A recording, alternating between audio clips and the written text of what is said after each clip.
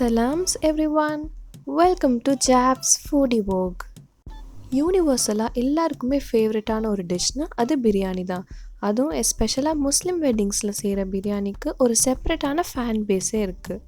So real வெட்டிங்கில் cook பண்ணுறவங்க கிட்ட correct ingredients, perfect ரேஷியோஸ்லாம் கேட்டு தெரிஞ்சுக்கிட்டு அதே மாதிரி தான் இந்த வீடியோவில் உங்களுக்கு செஞ்சு காமிச்சிருக்கோம். ஸோ கண்டிப்பாக இந்த வீடியோ உங்களுக்கு ஹெல்ப்ஃபுல்லாக இருக்கும் அப்படின்னு நினைக்கிறேன். வாங்க வீடியோக்குள்ளே போகலாம்.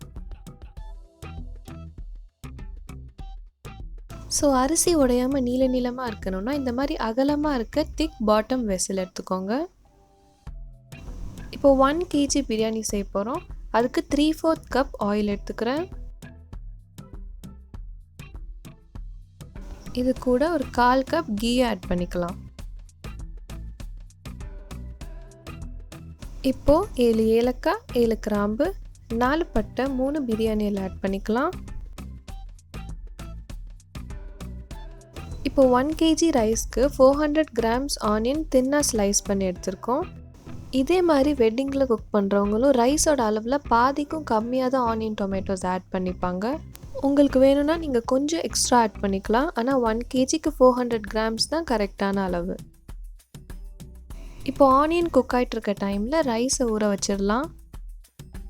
நான் இங்கே 1 kg யூனிட்டி பாஸ்மதி ரைஸ் எடுத்திருக்கேன். இதை இப்போ வாஷ் பண்ணி 1/2 an hourக்கு சோக்காக விட்டுறலாம்.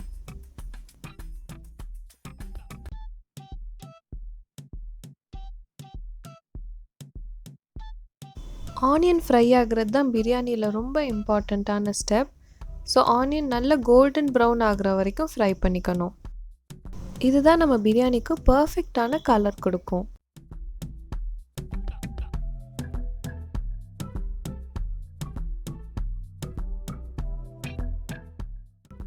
இப்போ பார்த்தீங்கன்னா ஆனியன் நல்லா ஃப்ரை ஆகி கோல்டன் ப்ரௌன் கலரில் ஆயிடுச்சு. இதில் 1/2 கட்டு புதினா, 1/2 கட் கொத்தமல்லி ஆட் பண்ணிக்கலாம்.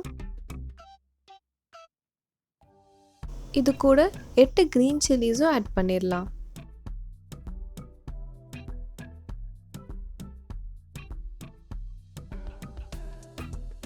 இப்போ 1.25 கிலோ சிக்கன் ஆட் பண்ணிக்கிறேன்.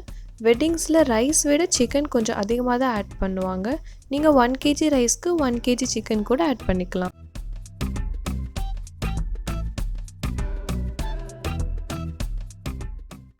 சிக்கன் குக் ஆகிட்டு இருக்க டைமில் இன்னொரு சைடில் நம்ம ரைஸ் பாயில் பண்ணுறதுக்கு தண்ணி வச்சிடலாம்.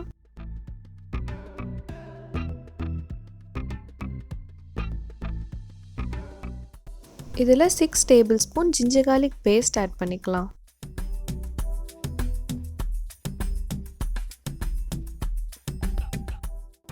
நெக்ஸ்ட் 400 grams டொமேட்டோஸ் ஆட் பண்ணிக்கலாம்.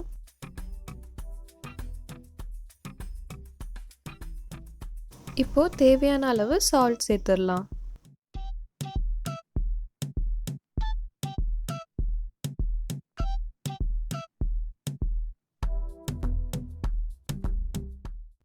இப்போ பார்த்தீங்கன்னா சிக்கன் டொமேட்டோஸ்லாம் நல்லா குக் ஆயிடுச்சு. இதில் 1 கப் கர்ட், ஒரு பெரிய லெமனோட ஜூஸ், 1 டேபிள்ஸ்பூன் சில்லி பவுடர் எடுத்துக்கலாம்.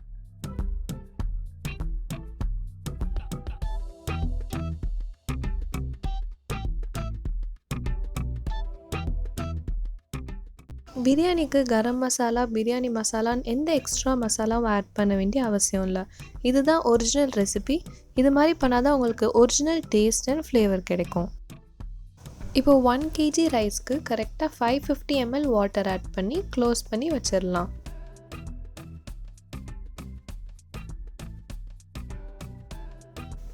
இப்போ ரைஸ்க்கு வச்சுருந்த தண்ணி பாயில் ஆயிடுச்சு. இதில் சோக் பண்ணி வச்சுருந்த ரைஸ் அண்ட் சால்ட் ஆட் பண்ணி ஜஸ்ட் லைட்டாக பாயில் ஆக ஸ்டார்ட் பண்ணும்போதே வடிச்சிடணும். அரிசியில் இருக்க கஞ்சி தன்மை போகணும் அப்படிங்கிறதுக்காக தான் இந்த மாதிரி பண்ணுறோம். ஸோ இந்த மாதிரி லேசாக கொதிக்க விட்டு வடித்து எடுத்துக்கிட்டோன்னா பிரியாணி உதிரி உதிரியாக நல்ல டேஸ்ட்டாக இருக்கும். ஸோ கண்டிப்பாக இதே மெத்தடில் ட்ரை பண்ணி பாருங்கள். இப்போ ரைஸ் ஒரு 30% குக் ஆகி நல்ல நீளமாக வந்துருக்கிறத பார்க்கலாம். இப்போ இதை நம்ம மசாலாவில் ஆட் பண்ணிடலாம்.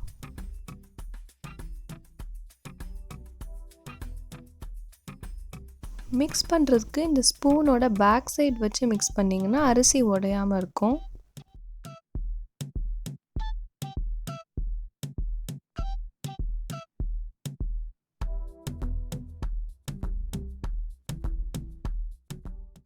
இப்போ நம்ம தோசைக்கல்லை சூடு பண்ணி அது மேலே இதை அப்படியே ப்ளேஸ் பண்ணி தம் போட்டுடலாம். இப்போ கேசரி பவுடரை வாட்டரில் மிக்ஸ் பண்ணி மேலே தெளிச்சுக்கலாம். லாஸ்ட்டாக ஃப்ளேவருக்காக 2 டீஸ்பூன் கீ ஆட் பண்ணி ஒரு 15 மினிட்ஸ்க்கு தம்மில் வச்சிடலாம்.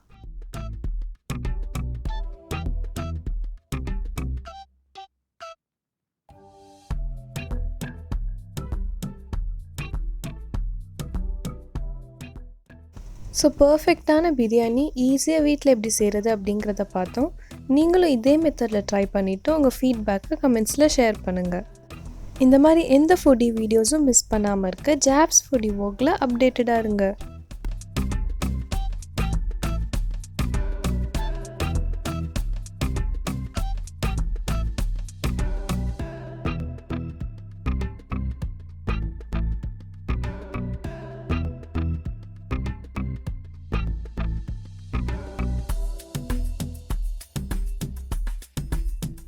Thanks for watching.